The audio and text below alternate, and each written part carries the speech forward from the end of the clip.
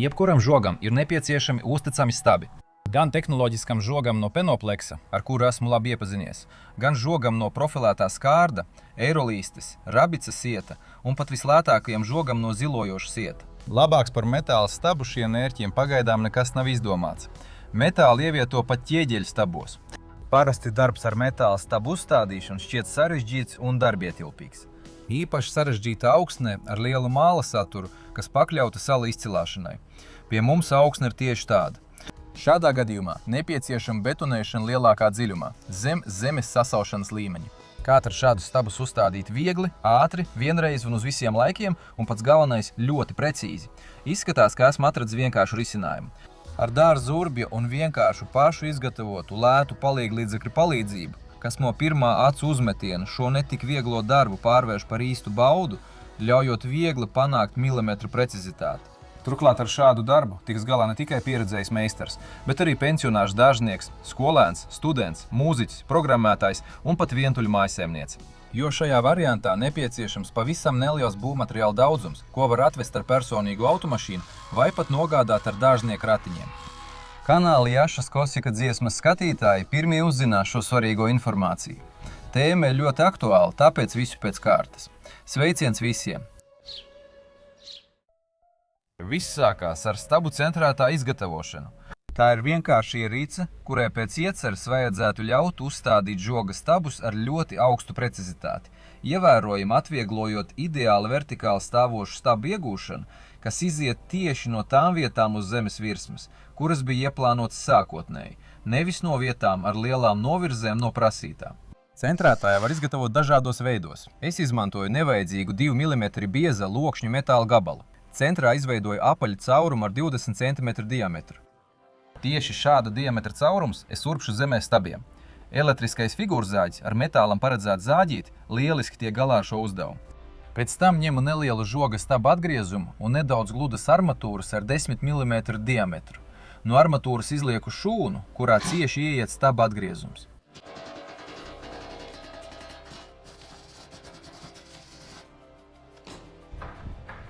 Uz garās sagatavas pārliecinos, ka viss ir izdevies. Tad bija nepieciešams kaut kas līdzīgs piltuvē, kas ļautu ērtāk iepildīt betonu urpālī. Šāds apaklīts slimiem suņiem izrādījās par mazu šaurajā daļā. Un te es pēkšņi sapratu tās spēka liederību, kas man vienmēr traucēja atbrīvoties no šķietam nevajadzīgām lietām. Ļoti vecs čuguna ķīniešu grils. Vēl no tiem gadiem, kad Ķīna iespējams pat nedomāja par to, ka varētu pārspēt visu pasauli, ieskaitot ASV. Viena no tā daļām man lieliski der. Bija nepieciešama tikai minimāla pielāgošana.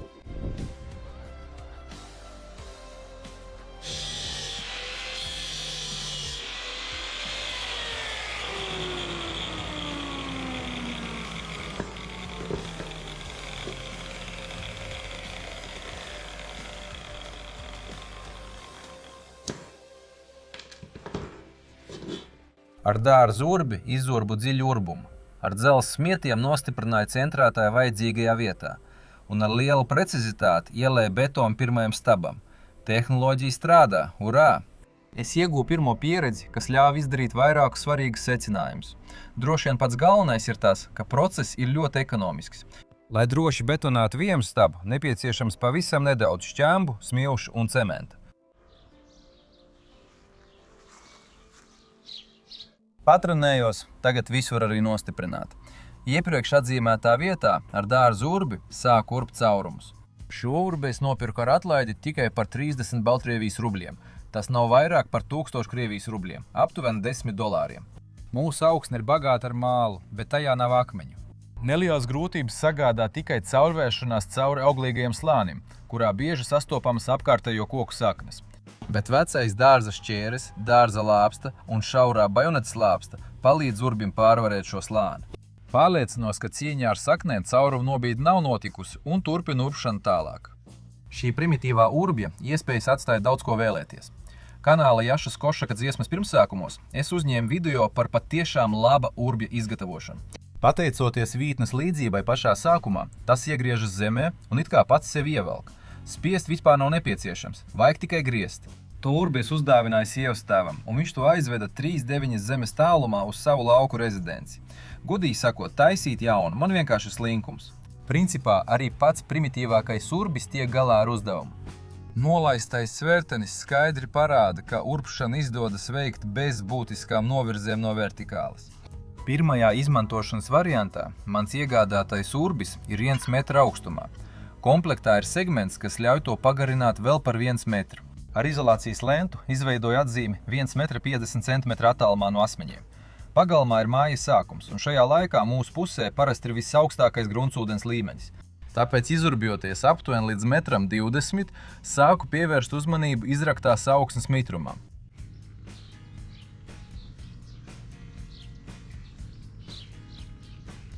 Lūk, kur tagad ir atzīme – 1,50 m.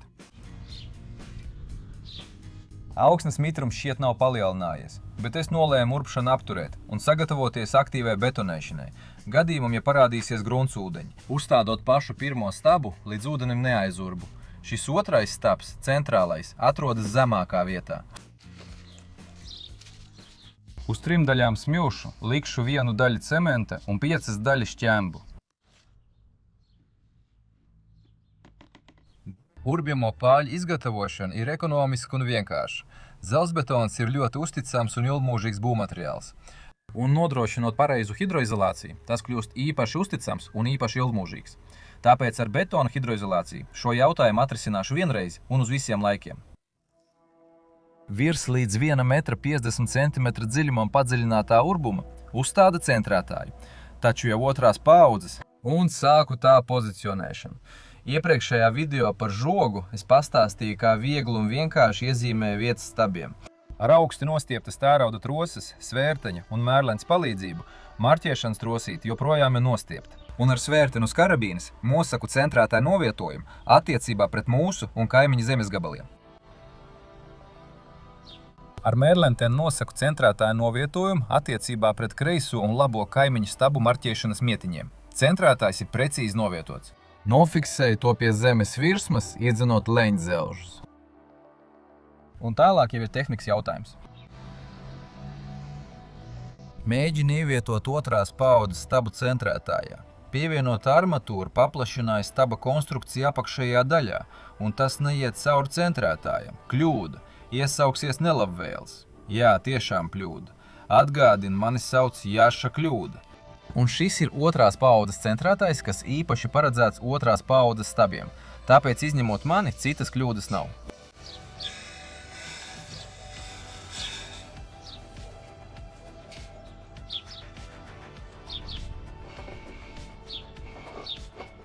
Centrētājs ļauj nodrošināt, ka stabs iznāk tieši no noteikta punkta uz zemes virsmas, kā arī nepieļauj tā neplānotu pagriešanos ap savu asi.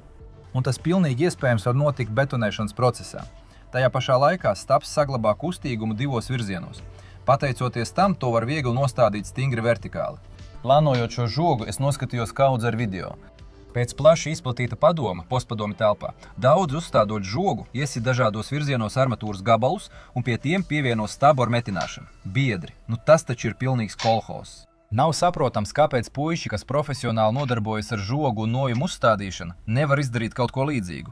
Tā vietā viņi turpina mocīties uz ceļiem, cenšoties iesist armatūras gabalus ļoti neērtā pozā un kaut kā pie tiem pievienot stabu ar metināšanu.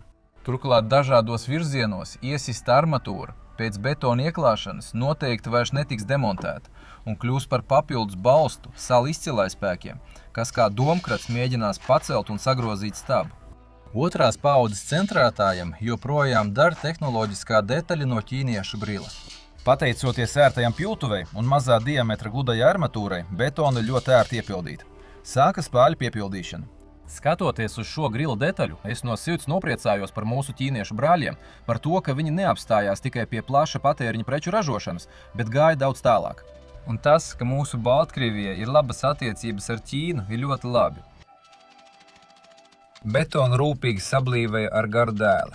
Betonējot pašu pirmo stabu, sapratu, ka šajā darbā var iztikt arī bez betona maisītāja. Perforators ar mikseru uzgali ļoti ātri un kvalitatīvi sajauc cementu ar smiltīm sausā veidā. Tā kā betonu bojā tieši ūdens, precīzāk tā pārpalikums, tad cenšos pievienot tikai 50–70% ūdens no cementa tilpuma. Betons sanāk biezs, bet manam uzdevumam tas ir tieši tas, kas vajadzīgs. Apmēram 40–50 cm līdz zemes virsmai es betonēšanu pārtraucu. Pietiek izdarīt tikai 5 mazus maisījumus ar perforatoru. Noņemu centrētāju centrālo daļu, uzstādu nogrieztu 110 mm kanalizācijas caurules gabalu un piepildu to ar betonu.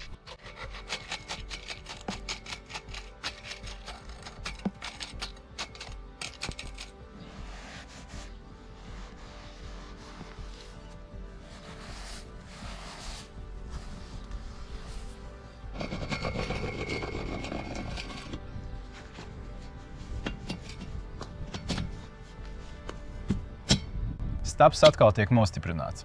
Aizsardzība no kanalizācijas caurules un betona apbar ar smiltīm, kuras arī rūpīgi sablīdēja. Attālums ir tieši 251 cm. Uzstādīšanas precizitāte atkal ir augstā līmenī. Pirms pāriešu pie nākamo stabu montāžas, uzskatu par nepieciešamu pieskarties vēl vienai ļoti svarīgai šī pasākuma daļai – žoga stabu sagatavošana. Es iegādājos 6 metrus garu profilu cauruli ar šķērsgriezumu 6x6 cm un ar sienas biezumu 3 mm. Vispirms ar lupatu notīru rupjos netīrumus. Patrenējoties ārpus kadra, sapratu, ka nepieciešami vismaz 3 turpmākās tīrīšanas posmi un vēl labāk, pat vairāk. Ņemu pirmo lupatas gabalu, samitrinu to ar stipru metāla ataukotāju un beržu. Ļoti ātri kļūst skaidrs, ka neapstrādāt profilu cauruli ir ļoti bagātīgi pārklāta ar eļļainām vielām. Iespējams, tās tiek izmantotas ražošanas procesā, kā arī kalpo kā pretkorozijas aizsardzība metāla transportēšanas un uzglabāšanas laikā zem plājas debesis.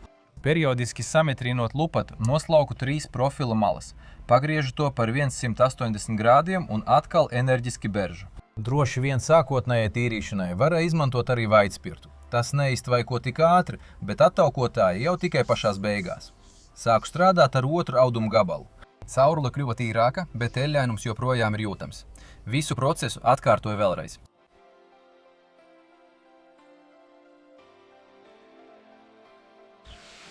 Trešais lupatas gabals sākumā iepriecina ar saglabāto tīrību. Bet drīz vien tas norāda, ka trešais tīrīšanas posms ir tikpat svarīgs kā abi iepriekšējie. Es sapratu, ka šādi var tīrīt metālu bezgalīgi, bet kādā brīdī vienkārši jāapstājās. Atšķirības starp pirmajām 4 notīrītajām caurulēm un pārējām netīrītajām ir acīm redzama. Tām es iztērēju gandrīz litru attaukotāju un pa 3 lupatām uz katru cauruli. Es devos internetā meklēt padomus par metāla tīrīšanu pirms krāsošanas. Pirmais mani piesaistīja ar lētumu un pieejamību. Tāpat kā traukus enerģiski mazgāja cauruli ar virtuves sūkli, nežēlojot putojošo šķīdumu.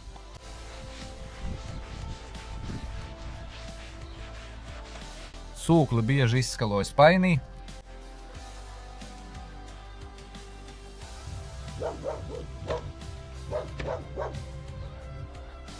Testa lupatiņi ļoti ātri parāda, ka arī šis izplatītais lifehacks nav viegla panacēja.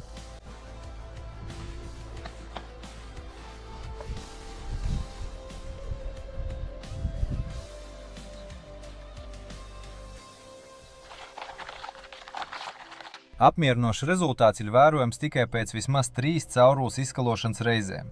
Liela prieka ņemties ar ūdeni, īpaši vēsā laikā, kādā strādāju es, arī nav. Pēc šādas mazgāšanas cauruli noslauku pēc iespējas sausāku. Citādi, ja aizsarkārta ir nomazgāta, caurule noteikti uzreiz sāk rūsēt. Tīrot ar šķīdinātāju vai attaukotāju, netīrumus uzsūs lupata. Izmantojot trauku mazgāšanas līdzekli, netīrumus uzņem ūdens. Kā varam novērot, arī tas ir diezgan piņķerīgs process. Tāpēc ne viss, kas izskatās pēc lifehacka, patiesībā tāds ir. Tiklīdz nedaudz atslābinies un mazāk aktīvi strādā ar sūkli, uzreiz paliek netīras vietas. Neatšķēdīs līdzeklis arī nepalīdz.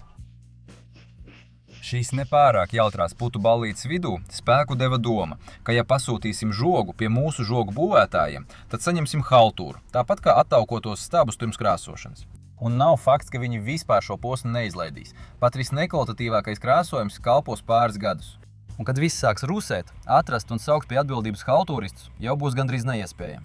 Principā, ja ilgi mazgā, tad arī ar šo metodi var panākt sliktu gala rezultātu. Piemēram, ja nav attaukotāja un nav iespējas pēc tā aizbraukt.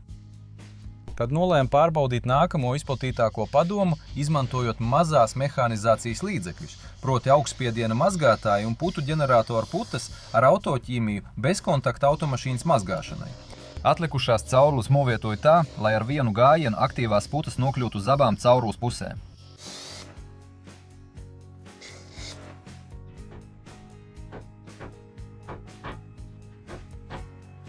Apgriež otrādi.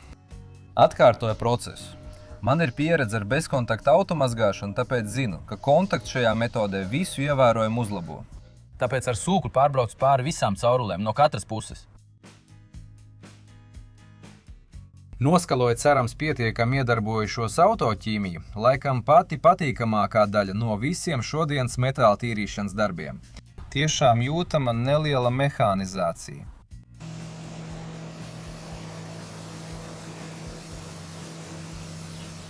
Kārtējais patiesības brīdis. Brīnums, uz kuru es tik ļoti cerēju, nenotiek.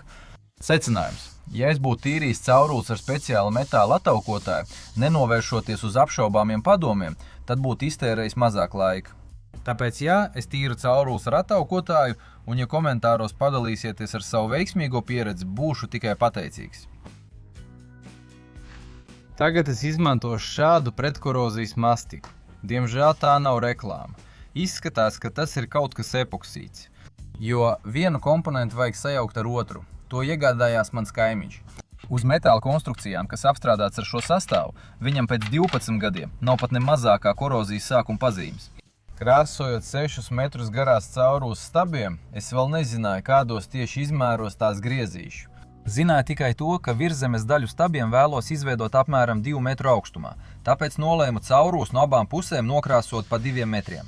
Tieši pirms pašas virsmas krāsošanas vēlreiz to attaukoju. Ar šādu krāsošanas variantu man paliek liela rīcības brīvība. Tā, piemēram, var ar griešanu iegūt vienu stabu 3,5 metru garumā, bet otru 2,5 metru stabu pagarināt līdz 3,5 metriem, pievienojot metru caurules un sametinot to kopā. Vai arī kādu citu no daudzajiem variantiem.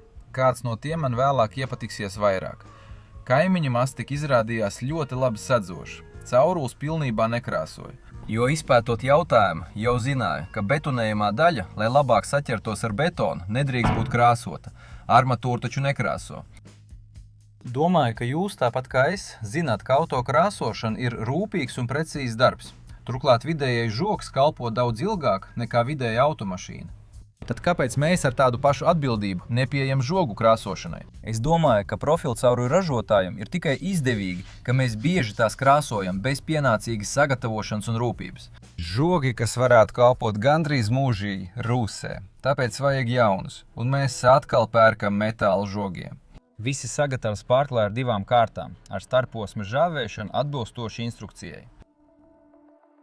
Starp citu, pats pirmais aiz kadra uzstādītais stabs bija tikai no caurules gabala, kura garums bija 3,5 metri, 1,5 metrs zemzemes, 2 virszemes. Tajā brīdī man radās uzticamāks stabu variants. Tam bija nepieciešams jau otrās paaudzes uzlabots centrētājs.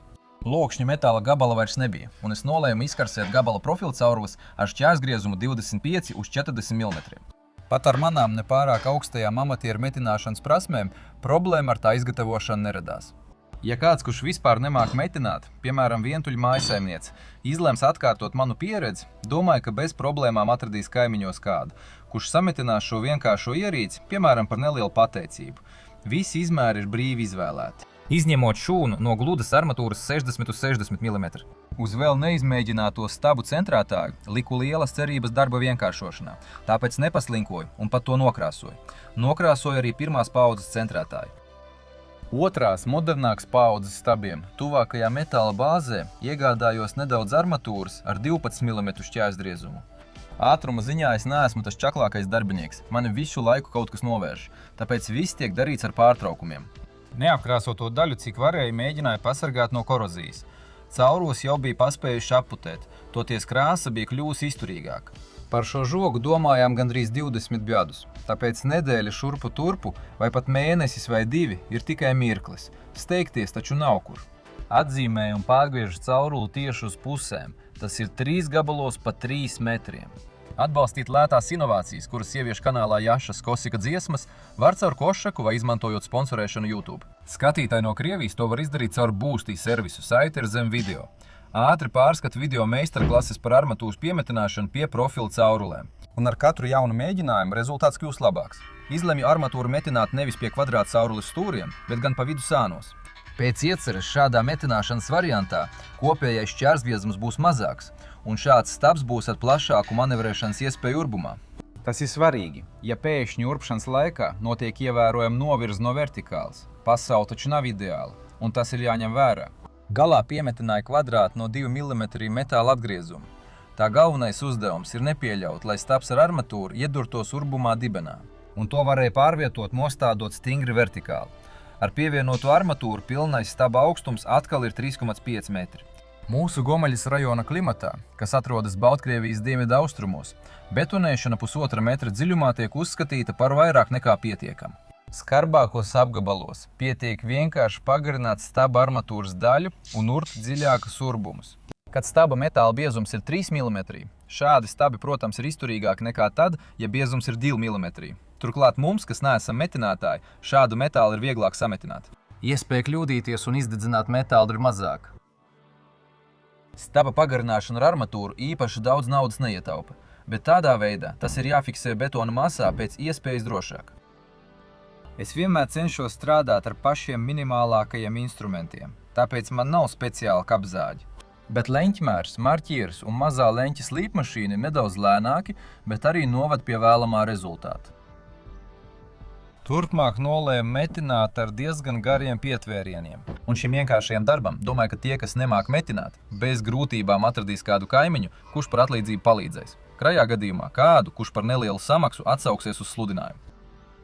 Nākamais urbums izrādījās rekordiste gan pēc sakņa daudzuma, gan pēc to biezuma.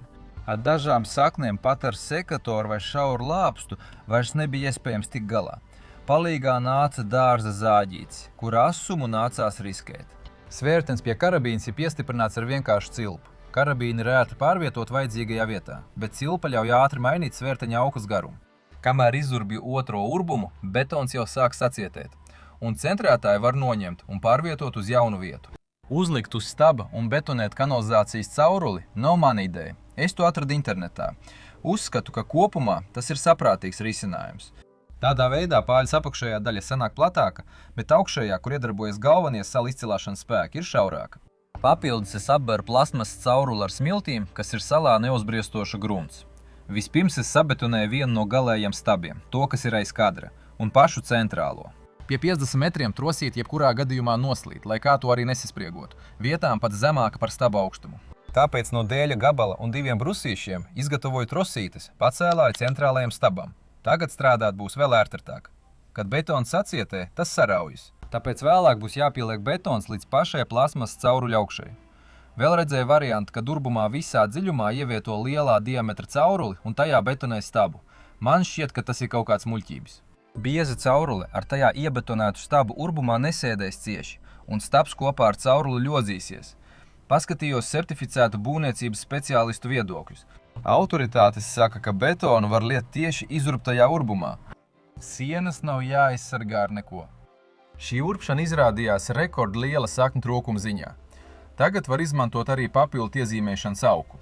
Labāk to nostiprināt nelielā attālumā, nevis cieši pie stabiem. Citādi viens stabs to nedaudz novirzīs, tad nākamais un žoks sanāks lokā. Trosītes biezums atkarīgs no svara un līmeņa. Pēc iezīmēšanas auklis ir ērti kontrolēt stabu izvietojumu pa līniju. Bet vertikāli tiem jāstāv 2 plaknēs, un to ar auku noteikti nevar. Kad tālākās kanalizācijas caurules atgriezuma beidzās, nopirku oranžo. Tagad tam vajadzētu būt vēl uzticamākam. Noslēgumā, kad pabeigšu žoga darbus, plānoju stabus arī piepildīt, vai no ar betonu, vai ar smilšu un cementa maisījumu, lai novērstu koroziju no iekšpuses. Pagaidām ar to nesteidzos, jo uzstādot pildījumu, iespējams nāksies to supt vai grozīt. Jostas somu, kā amerikāņu strādniekiem, es vēl neesmu iegūs. Es tieku galā ar kasti, kurā glabājas gandrīz visi šim darbām nepieciešamie vienkāršie instrumenti. Tā tiek pārvietota no staba uz stabu un nepazūd. 3 stabu montāžai pietiek ar vienu 25 kg cementa maisu. Cik niecīgs ir smilšu un šķembu daudzums uz vienu stabu, domāju, esmu uzskatām parādījis. Bet man šķiet, ka ja atstāt staba augšējo daļu bez šīs caurules un uzreiz apbērt ar smiltīm, nekas nemainīsies. Šīs metodas piekritēji sacenšas apgalvojot, ka augšējais sasaustošais augsnes slānis pa plasmas slīdēs, bet pie metāla piesals un centīsies to izstumt. Tāpēc es pakļaujos vairākumu viedoklim un daru tāpat kā visi. Turklāt caurules jau ir nokrāsots tikai augšējā daļā, bet betons tās pasargās no korozijas. Es gandrīz nepaklupu un nenodevu vienu no galvenajiem pašbūvētāja principiem. Bija kārdinoši plāni piesaistīt darbam profesionāļus. Pat uzaicināju viņus aprēķināt, cik izmaksās ieliet lentveida pamats, jo šādām gruntīm tas ir visdrošākais variants. Tātad par lentu uz ielietiem stabiem, kas iedziļināts tikai apmēram 80 cm un vairāk, atgādina rostarka pamatu. Par divām žoga pusēm 50 plus 30 metrus man paprasīja 20 000 Baltkrievijas rubļu ar metāla stabiem, kas ir plānāki par manējiem. Tas ir $7000 vai vairāk nekā $500,000 Krievijas rubļu. $90, jeb 7000 Krievijas rubļu par tekošo metru. Pat ja man būtu tāda nauda, šādā veidā to burtiski aprakt zemē būtu muļķīgi. Un vēl, žoga dēļ starp labi kaimiņiem. Ja es pats sāktu lietot šo lentu, tad Jašas Kosjaka dziesmu kanāls visu nākamo gadu būtu veltīts tikai šim darbam. Arī uz to es nevaru parakstīties. Tad es painteresējos, cik izmaksās skrūpāļi, ja tos ieskrūvē 1,5 metru dziļumā, bet 2 metrus atstāja virs zemes. Pāļu montētāji teica, ka viņiem neizdosies tos ieskrūvēt tā, lai virszemes daļa būtu pilnīgi vertikāla. Viņi var tikai nedaudz virs zemes līmeņa. Šādā variantā pie pāļiem nāksies kaut kā vertikāli pievienot stabus ar metināšanu. Vēl viens skrūpāļu mīnus ir tas, ka ieskrūvējot zeme kļūst irdenāka un pāles var kustēties. Tāpēc žogiem iesaka atsekt un betonēt pašas pāļu augšas. Īsāk sakot, arī tas nav lēti un ir sarežģīti. Dzīvniekus no komposta kastes palaida brīvībā. Tas ir ļoti slinks un nesteidzīgs žoga izgatavošanas process. Pateicoties tam, ka marķēšana izmantoja augšējo trosi un svērteni, izdevās atzīmēt tos stabus, kuriem bija piekļuve. Izlaižot to stabu marķēšanu, kuriem pagaidām nav piekļuves, un jau pamazām iesaistoties darbā, sākot ticēt saviem spēkiem, nodrošinu piekļuvi tiem stabiem, kuriem, piemēram, kompostera dēļ līdz šim piekļuves nebija. Vecā žoga sietu pagaidām noņēmām tikai tajās vietās, kur bija nepieciešams betonēt. Man šāda pieeja šķita morāli vieglāka nekā visu demontēt uzreiz. No tā var nogurt vēl pat nesākot stabu montāžu. Ja padalīsieties ar savām progresīvākajām staba montāžas metodēm sarežģītiem grunts apstākļiem, būšu ļoti pateicīgs. Šī video iznākšanas brīdī vēl joprojām ir nepieciešamība uzstādīt stabus, tāpēc ar prieku izmēģināšu uzticamāku un lētāku variantu. Neviens stabs betonēšanas procesā nepārvietojās. Daloties ar šo video, jūs arī sniegsiet lielu palīdzību daudziem cilvēkiem. Iedodiet video īkšķi augšup, abonējiet kanālu Jašas Kosjaka dziesmas, abonējiet YouTube, VK grupu, TikTok un Zen. Visas saites ir zem video. Nospiediet arī zvaniņu, un tad es jūs noteikti informēšu. Lai miers valda visā pasaulē. Paldies!